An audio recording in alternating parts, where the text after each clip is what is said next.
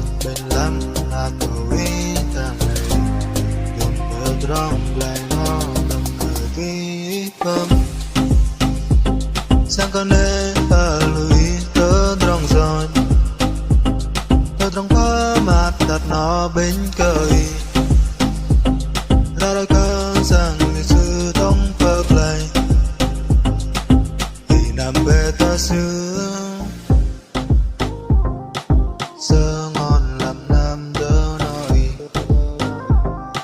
ở tây đặc bên tơ trong rồi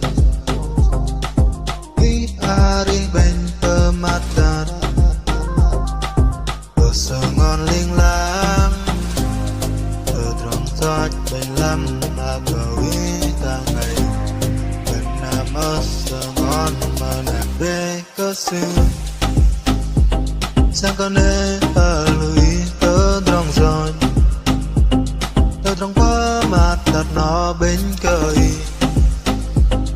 ra đời cơ sang lịch sử tông phật lại thì nằm bề ta xưa nằm rải bề cơ xưa sơ cơ tông phật lại sự cơ mém mơ nát cơ đi đằng con xưa sự suốt đi tơ trong giọt lắm